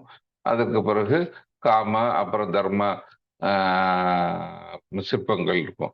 இப்படி 11 அடுக்குகள் வரை ஒரு இதுல கொண்டு போய் வெறும் ஒரு ஆதிஷ்டானம், அதாவது ஒரு கட்டிட உறுப்பா இருந்ததை ஒரு அலங்கார உறுப்பா மாற்றிய பெருமை ஹொய்சாலர்களுக்கு உண்டு. அதற்கடுத்து சுவத்துல வந்தாலும் அங்கேயும் இதே வேலை. வழக்கமா சுவரு அப்படின்னா இத மாதிரி இருக்கும். நீங்க இந்த பழைய இதுல பார்த்துருப்பீங்க, தொட்டக்கடவடி, அப்புறம் மற்றதுங்கெல்லாம் பார்த்து கோவிந்தநல்லி பார்த்தீங்கன்னா, சுவர்ல வெறும்னு ஒரு விமானத்தினோட உறுப்பு அல்லது ஒரு அலங்காரம், 2 பில்லர், அவ்வளவுதான் இருக்கும். அந்த இது பிற்காலத்துல என்ன பண்ணுவாங்கன்னா, ஃபுல்லா சிற்பங்களா மாட்டுவாங்க. அதற்கு பிற்காலத்துல அது வரிசையை 2ஆ பிரிச்சிருவாங்க. இப்படி பாத்தீங்கன்னா 2 வரிசையா பிரிச்சு நடுவுல இன்னொரு வரி கூரையும் வந்துடும். இது பாக்குறப்ப வேதின்னு சொல்லி அந்த அடிப்படை இந்த பேண்டு, அதுக்கடுத்து அதோ சங்கா, கீழே இருக்கிற சங்கா ஃபுல்லா ஸ்கல்ப்சர்ஸ் இருக்கும். அருமையான ஸ்கல்ப்சர்ஸ், அதுக்கு நடுவில் கூடை செட்டியான்னு சொல்லிருக்கிற ஒரு கூரை உறுப்பு. இதுல இருக்கிற அந்த கபோதம் இருக்கிறனால சிற்பங்கள் வெயில்ல அல்லது தண்ணி மூலமா பாதிக்கப்படாம இருக்கிறதுக்கு இது மிக வசதியா இருக்கு. அதற்கு மேல சிறு விமானங்கள் அல்லது சிகரங்கள். இதுலயும் கூர்ந்து பார்த்தீங்கன்னா வித்தியாசமான திராவிட வேசர நாகரபாணி விமானங்களின் வித்தியாசமான முயற்சிகள் நிறைய இருக்கு. இதற்கு மேல ஒரிஜினல் கூரை, அதுல ஒரு கபோதம், இதுல மணித்துளிகள், இந்த நீர்த்தவளை இருக்கிற மாதிரி அலங்காரம் எல்லாம் பண்ணியிருப்பாங்க. அதற்கடுத்து நான் சொன்ன மாதிரி முந்தி சொன்ன மாதிரி ஹாரம். ஹாரம்னா மாலை. இவங்க நம்ம மாலைன்னு சொல்றது பலவிதமான வித்தியாசமான பூக்களின் தொகுப்பு. இங்க பலவிதமான விமானங்களின் தொகுப்புன்னு நம்ம வச்சுக்கலாம். இங்க தொட்டக்கடவெளியில பாத்தீங்கன்னா வித்தியாசமான விமானங்கள் இருக்கு. இது கதம்ப நகரம். இது அப்படியே லேயர் லேயரா ரூஃப் எடுக்கிற மாதிரி, இந்த கூரைக்கு அப்படியே அடிக்கிட்டு போன மாதிரி கதம்ப நகரம் அங்க கொஞ்சம் கொஞ்சமா நீட்டிக்கிட்டு இருக்கும். இந்த விமானம் பார்த்தீங்கன்னா இதே கதம்ப நகர விமானம். இதுல இது நீட்டிட்டு பத்திரம் கிடையாது. இதுல வெறுமனே அப்படியே பிளாட்டா இருக்கும், பிரமிடு மாதிரி இருக்கும். மூணாவது நடுவுல இருக்கிற விமானம் ஹொய்சால திராவிடா, கொஞ்சம் பத்திரம் இருக்கு. இதுல இந்த ஆரம் இருக்கு. அதாவது மூலையில சதுர விமானம், நடுவுல செவ்வக விமானம், திருப்பி மூலையில சதுரம். இது மாதிரி அடிக்கிட்டே போகலாம். இன்னும் கொஞ்சம் உயரமான விமானம் 5 வகையான விமானங்கள் வரும். அப்புறம் 3 ஆகும், இப்படி குறையும். இப்படி இந்த அடுக்குகளிலே வித்தியாசமான பல முயற்சிகள் பண்ணியிருக்கிறாங்க. இதே மாதிரி உங்களுக்கு சிகரம் போறப்ப நம்ம சொன்ன மாதிரி தொட்ட கடவெளியில கதம்ப நாகரா இங்க பார்த்தோம். இதுல பத்திரமோட சேர்த்து கொஞ்சம் முன்னாடி இழுத்து வச்சிருக்கிறாங்க. இது ஒரு வகை. 2வது வகை நுங்கஹள்ளியில நாகர வடிவத்துல பண்ணாலும் சரி, இது நட்சத்திர வடிவம். இது பூமிஜா சம்பந்தப்பட்ட ஒரு சிகரம். பூமிஜால எப்படின்னா ஒரே மாதிரி பூக்களை அப்படியே வரிசையா அடுக்கி வச்சிருப்பாங்க. மேல போக சின்னதாட்டே போகும். இது ஒரே பூவுல ஒரு மாலை பண்ண எப்படி இருக்கும் அந்த மாதிரி. 3வது வகை திராவிடத்துல பண்றது. இதுதான் நம்ம வழக்கமா பண்ற ஆரம். இங்க பாருங்க, நடுவுல ஓரத்துல சதுரம், நடுவுல செவ்வகம், இதுக்கு நடுவுல பஞ்சரம் வரும். இதே மாதிரி அடுக்கடுக்கா மேல கொண்டு போவாங்க. மேல அந்த கண்டம்ன்றது இதே மாதிரி வரும். இப்படி ஒரு வகை. அதுக்கடுத்து அரிசிக்கரையில உச்சக்கட்டம் இந்த திராவிட நாகர பூமிஜாவும் இதையும் கலந்து என்ன பண்ணியிருக்காங்கன்னா, நடுவுல இருக்கிற இந்த இடத்துல எல்லாம் இந்த மாதிரி நட்சத்திர இது கூர்மையான இது, ஓரத்துல சதுரம், நடுவுல செவ்வகம், இப்படி இந்த 2 இதனோட மிக்ஸையும் சேர்த்து பண்ணியிருக்காங்க. ரொம்ப மிக அருமையான ஒரு கலைப்படைப்பு. அடுத்து கிரீவம். கிரீவம்ன்றது கழுத்து. இது எப்படின்னா இவங்க நாகரபாணியில எப்படி இருக்கும்னா அமலக்கான்னு சொல்லிட்டு இந்த நெல்லிக்காய், முழு நெல்லிக்காயில வரிவரியா இருக்கும், அது மாதிரி இருக்கும். திராவிட பாணியில எப்படின்னா ஒரு குண்டா ஒரு லட்டு மாதிரி இருக்கும். அது சதுரமா இருக்கும், செவ்வகமா இருக்கும், அல்லது எண்கோணம், இந்த மாதிரி வரும். இவங்க பண்ணது 2த்தையும் சேர்த்து இப்ப சாதாரண லட்டுல இருந்து திருப்பதி லட்டு மாதிரி ஆகி போச்சுது. இது எப்படின்னா இங்க பாத்தீங்கன்னா ஒரு ரவுண்டா இல்ல, பாதி ரவுண்டு தான் இருக்கு. அமலக்கா மாதிரி ஒரு ஷேப்பும் கிடையாது. இது ஒரு மாதிரி தட்டையா வச்ச லட்டு மாதிரி பண்ணி, ஆனா இதுல என்ன பண்ணிருக்காங்க, இந்த தரை வடிவத்துல என்னென்ன மாதிரி நீட்சிகள் இருக்கோ அதே மாதிரி ஷேப்ல இது பண்ணிட்டாங்க.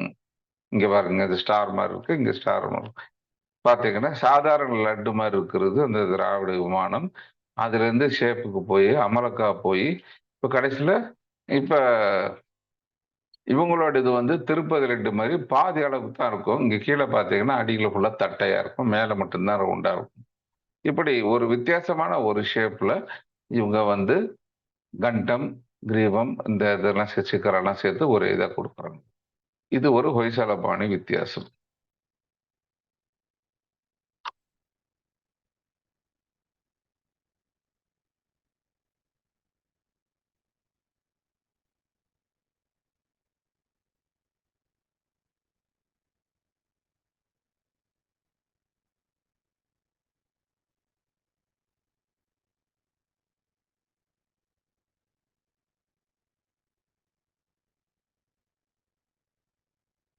அதே மாதிரி ஸ்டார் ப்ரொஜெக்ஷன் மேல வரும். அப்போ சாலைன்னு சொல்லிட்டு மேல ஒரு விமானம் இருக்கும். அந்த சாலா ஸ்ட்ரக்சர் என்ன பண்ணிருக்காங்கன்னா, முன்னாடி வெறுமனே ஒரு ஆர்ச் மாதிரி இருக்கும். ராஜராஜன் காலத்துல இதை பிரிச்சு 2 லெவல்ல கொண்டு வந்தாங்க. மேல ஒரு பார்ட்டு, கீழே இந்த பக்கம் 2 பக்கமா பிரிச்சு கொஞ்சம் அகலப்படுத்தினாங்க. இவங்க என்ன பண்ணிட்டாங்க, அது சுத்தமா பிரிச்சுட்டாங்க. மேல இருக்கிற இந்த கூண்டு கழட்டியாச்சு. சைட்ல இருக்கிற 2 சாலைகள் மட்டும் அப்படி அப்படியே பிரிச்சு பிரிச்சு கொண்டு போனோன்னா, முன்னாடி ஒரு பத்திரம், அப்புறம் சைடு இது 7, 8 லெவலுக்கு அப்படியே விரிஞ்சுக்கிட்டே போகும். அதே மாதிரி சௌரம் முன்னாடி வந்துகிட்டே இருக்கும். இதனோட இதுதான். இது பாத்தீங்கன்னா ஒவ்வொரு சைட்லயும் நுணுக்கமான சால பஞ்சுகாஸ் எல்லாமே இருக்கும்.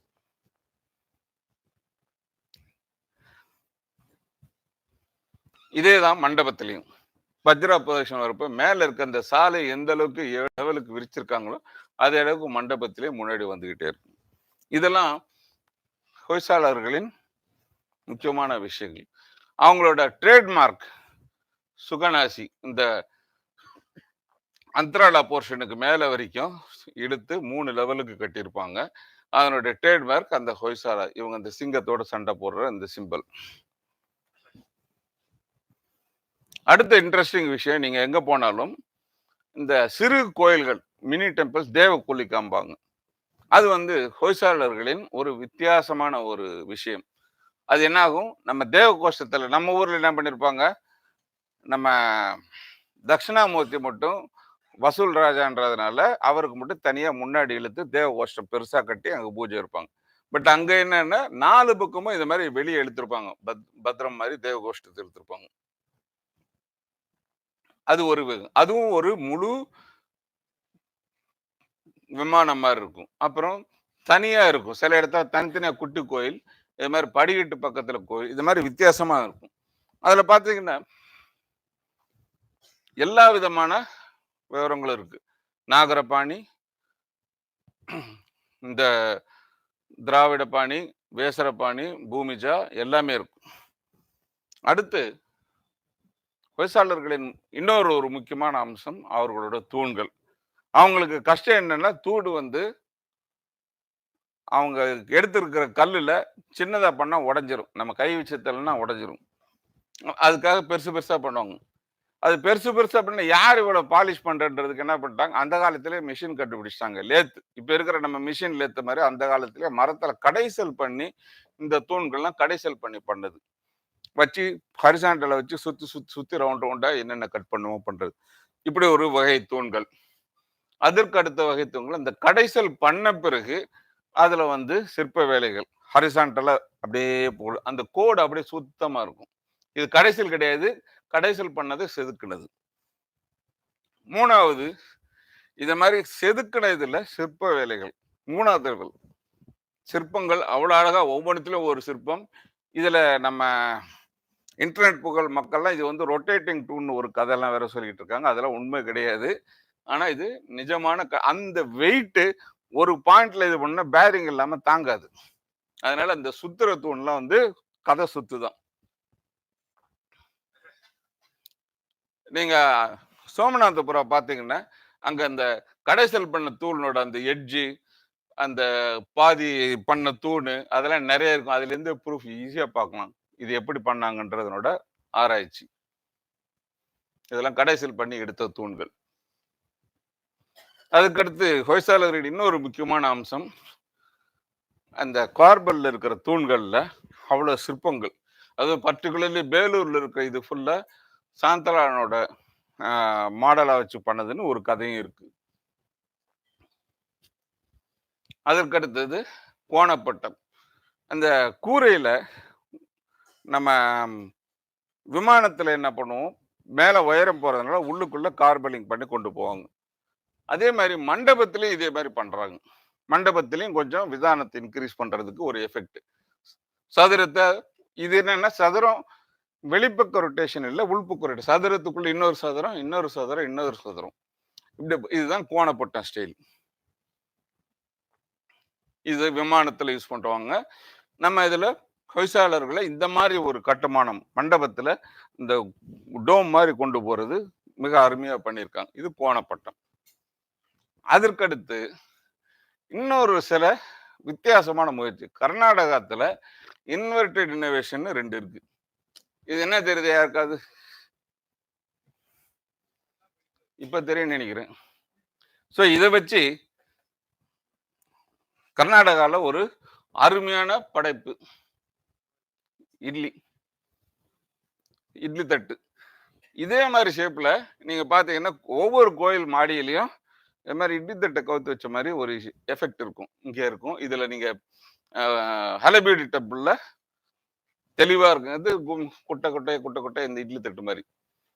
இதன் உள்பக்கம் பாத்தீங்கன்னா அதுதான் புவனேஸ்வரி. இது உள்பக்கமா டோம் மாதிரி கட்டி மேல வந்து கவர் பண்ணி வச்சிருக்கிறாங்க. இந்த புவனேஸ்வரின்றது இது புவனா ஒரு கேள்விக்குறி மாதிரி, இது ஒரு கேள்விக்குறி. இது வந்து கட்டடத்துக்காக பண்ணாங்களா அலங்காரத்துக்காக பண்ணாங்களா ஒரு கேள்விக்குறி. நிச்சயமா வெஸ்டர்ன் கண்ட்ரில இருக்கிற டோம்ஸ் எல்லாம் வந்து ஒரு பெரிய ஸ்பேஸ் நடுவில் பில்லர் வரக்கூடாதுக்காக பண்ணப்பட்ட கர்வேச்சர் ஸ்ட்ரக்சர். வேற இங்க பண்றதெல்லாம் நடு மண்டபத்தில் அலங்காரத்துக்காக பண்றதுனால இருக்கிற ஸ்ட்ரக்சர்ஸ். இதுல விதவிதமா ஏகப்பட்ட டீடைல்ஸ் இருக்கு. இதை பத்தி ஒரு தனி பேச்சே இருக்கு. அவங்க இந்த பத்தி விவரமா சொல்லுவாங்க. சரி, இது வரைக்கும் நம்ம ஹொய்சாளர்கள் பண்ண புதுமைகள் பார்த்தோம். இப்ப மிக சுருக்கமா அவர்கள் கட்டிய சில அருமையான கோயில்கள், பேலூர், ஹலபீடு, சோனாபுரம் தவிர அவர்கள் கட்டிய சில அருமையான கோயில்கள் பத்தி இதுதான் வந்து ஹொய்சாளர்களோட அரசர்களோட கணக்கு. இந்த இது பார்த்தீங்கன்னா நம்ம இதுல முக்கியமான அரசர்கள்னு பார்த்தோன்னா விஷ்ணுவர்தன காலம், நரசிம்மா 1, பல்லாலா, நரசிம்மா 2, சோமேஸ்வரா, நரசிம்மா 3, இவங்க காலத்துல தான் மிக முக்கியமான கோயில்கள் கட்டப்பட்டன. இதை பத்தி ஒவ்வொன்றா பார்ப்போம். இது பார்த்தோன்னா உங்களுக்கு கொஞ்சம் தெளிவா தெரியும்.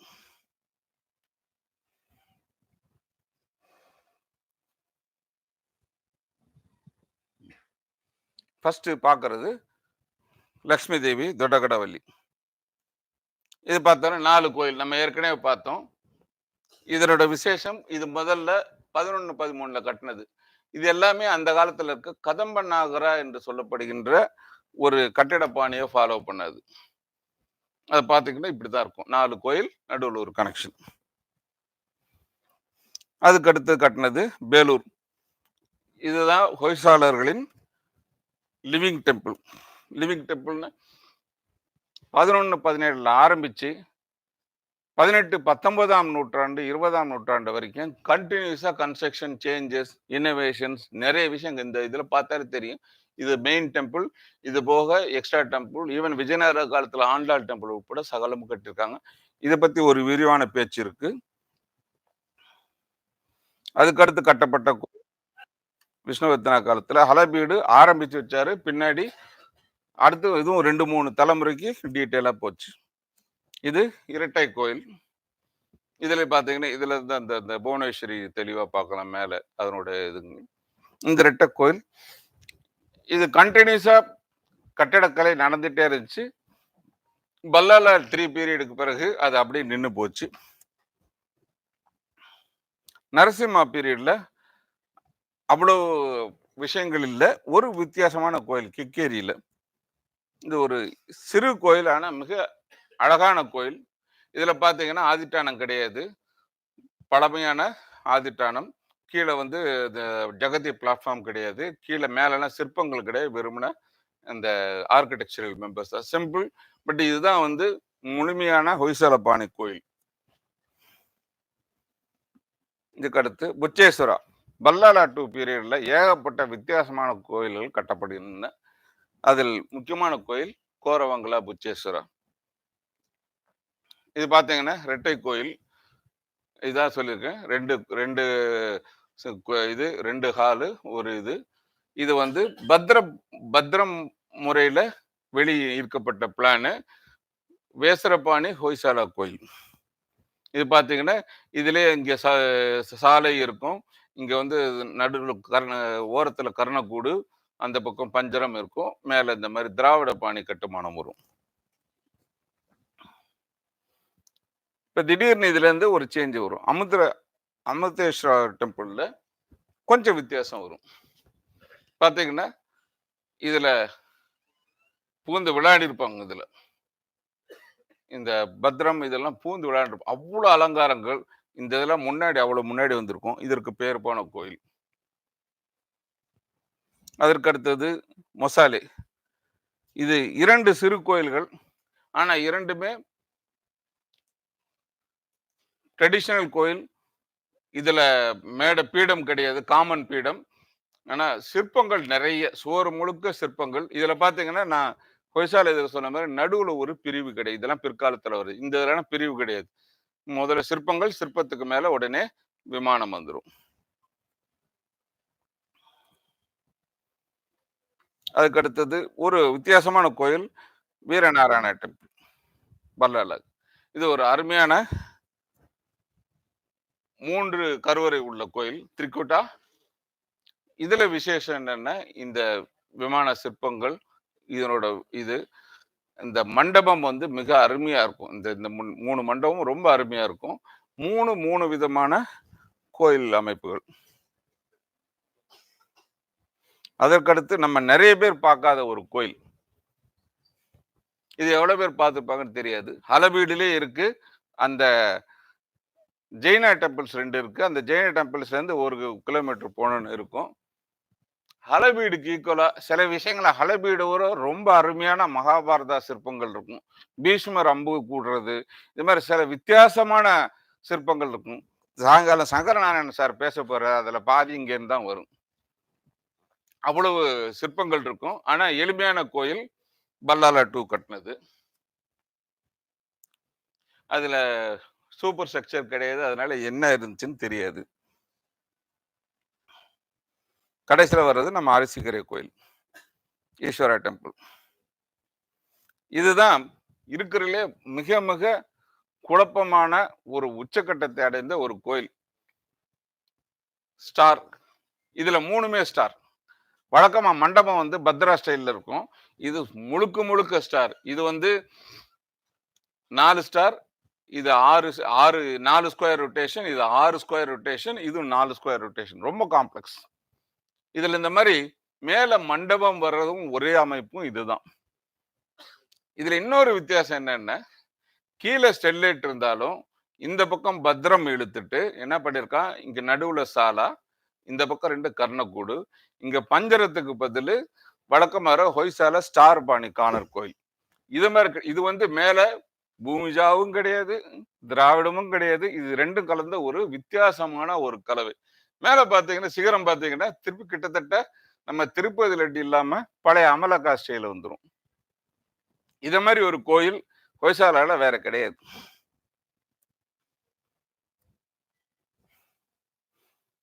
இதற்கு அடுத்து நரசிம்ம காலத்துல அவ்வளவு விசேஷம் கிடையாது. ஹரிஹரால ஒரு டெம்பிள் கட்டுறாரு பாருங்க. மண்டபம் நல்லா இருக்கு. இது அதுலயும் சிற்பங்கள் இல்லை, வெறும்னா குச்சியா தான் நிக்குது.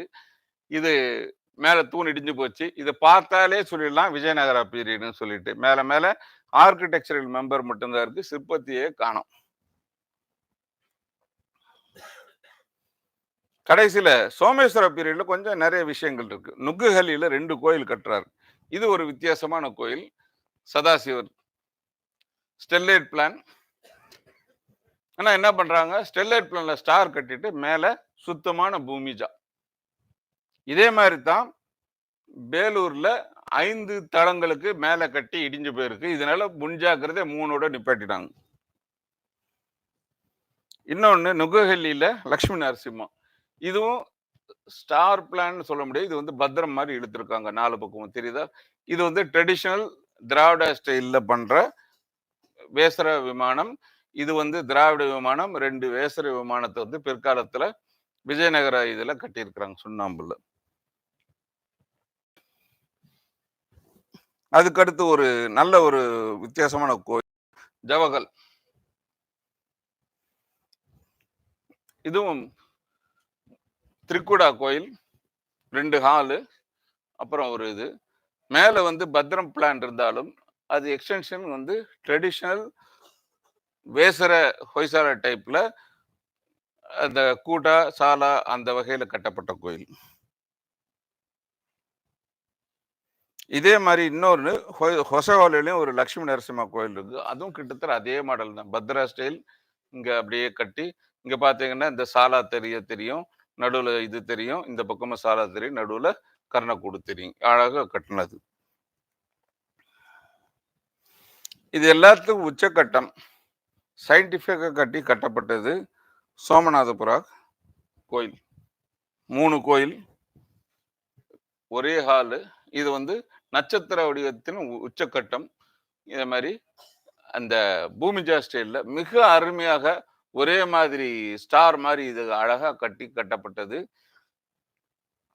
ஹொய்சால கலையின் கடைசி கோயில் உச்சக்கட்டம். அவ்வளவு நுணுக்கமான வேலைப்பாடுகள் கட்டப்பட்ட கடைசி கோயில் சோமநாதபுரா. இதுதான் வந்து நான் முன்னாடி சொன்ன மாதிரி ஒரு ஊருக்குன்னு எடுத்துட்டீங்கன்னா சயின்ஸ் சென்டர் மாதிரி இது. அவ்வளோ ஜாமெட்ரிக்கலா அவ்வளோ பியூட்டிஃபுல்லா கட்டியிருப்பான் எல்லா விஷயங்களும். இப்படி ஹொய்சால கலைன்னு பார்த்தீங்கன்னா அந்த 3 சேக்ரட் என்செம்பிள் தவிர நிறைய கோயில்கள் இருக்கு. நான் இது சொன்னது எக்ஸாம்பிள்ஸ் மட்டும்தான். இது போக நிறைய கோயில்கள் இருக்கு. அங்கெல்லாம் போனீங்கன்னா இந்த அடிப்படை அறிவு, இந்த ஸ்ட்ரக்சர்ஸ் என்னென்ன வித்தியாசங்கள், என்னென்ன புதுமைகள் அதை புரிஞ்சுக்கிட்டு அங்க போய் போனீங்கன்னா அதனோட நுணுக்கங்களை நன்றாக அனுபவிக்கலாம். நம்ம முன்னாடி சொன்ன மாதிரி தமிழ்நாட்டில் நடிகர்களை தான் கும்பிடுறோம், டைரக்டர் யாருக்கும் தெரியாது. அது மாதிரி ராஜாக்கள், இந்த கோயில் யார் கட்டினா? ராஜராஜா கட்டினா. அவரா கழுத்து கட்டினார். சிற்பிகள். ஆனா தமிழ்நாட்டு கோயில்கள்ல சிற்பிகள் யாரு தெரியாது. ஏதோ 1, 2 கொஞ்சம் இது மாதிரி 2, 3 பேர் இருக்கும். அது தவிர வேற எங்கேயும் சிற்பிகள் யாரு என்ன கட்டினா ஒன்றும் தெரியாது. ஆனா ஒரு விஷயம், கர்நாடகத்துல பர்டிகுலர் ஹொய்சாலால சிற்பிகளுக்கு நல்ல உரிமை.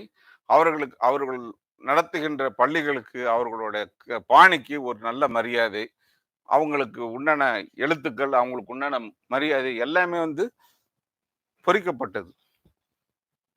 12ஆம் நூற்றாண்டுக்கு முன்னாடி பேர் போன சிற்பிகள் மல்லோஜா, மணியோஜா, தசோஜா, அப்புறம் ஹலபீடு கட்டினது, மபாலா, பாமா, பல்லனா, இது மாதிரி நிறைய விஷயங்கள் சிற்பங்கள்ல சுருக்கி வச்சிருக்காங்க. இதை பத்தி ஒருத்தர் ஆராய்ச்சி பண்ணி ஒரு நூலே எழுதியிருக்கார். எந்தெந்த சிற்பம் யார் கட்டினது, என்ன சீக்வன்ஸ் லிஸ்டே கொடுத்துருக்குறாங்க. அது மாதிரி 12ஆம் நூற்றாண்டுக்கு பின்னாடி மல்லித்தம்மா, வெரி ஃபேமஸ் ஸ்கல்ப்சர், அமிர்தேஸ்வரா, கோவிந்தவல்லி, ஜவஹல், இதெல்லாம் அவர் கட்டினது. அவருக்கு கீழே பசங்க சிஷ்யங்க ஜவஹல் கட்டினது, நுக்குஹல்லி, நாகலாபுரம், அதெல்லாம் பலகோஜான்றவர் கட்டினது. இது மாதிரி நிறைய இது அந்த ஸ்கல்ப்சர்ஸ், விதவிதமான பள்ளிகள், விதவிதமான பாணிகள், அவங்க எந்தெந்த காலத்தில் எப்படி பண்ணாங்கன்றதுக்கு ஒரு டாக்குமெண்ட் இருக்கு. இது ஒரு வித்தியாசமான ஹொய்சாளர்களின் ஒரு வித்தியாசமான ஒரு பாணி. அதை கட்டிய தச்சர்கள் மற்றும் சிற்பிகளுக்கு கொடுக்கின்ற மரியாதை. இது வந்து ஹொய்சால பாணியின் ஒரு தனி பாணி. இப்படி நம்ம ஹொய்சாளர்களின் இன்னோவேஷன் என்னென்ன பண்ணோம், எந்த விஷயமெல்லாம் கட்டினாங்க, எப்படி ஹொய்சாலா கோயில்களை பார்க்கணும், அதில் இருக்கிற வித்தியாசமான கோயில்கள் என்ன அப்படின்றத பற்றி ஒரு மணி நேரத்தில் எனக்கு தெரிஞ்ச வரைக்கும் சொல்லியிருக்கிறேன். பொறுமையிடம் கேட்டதற்கு மிக்க நன்றி.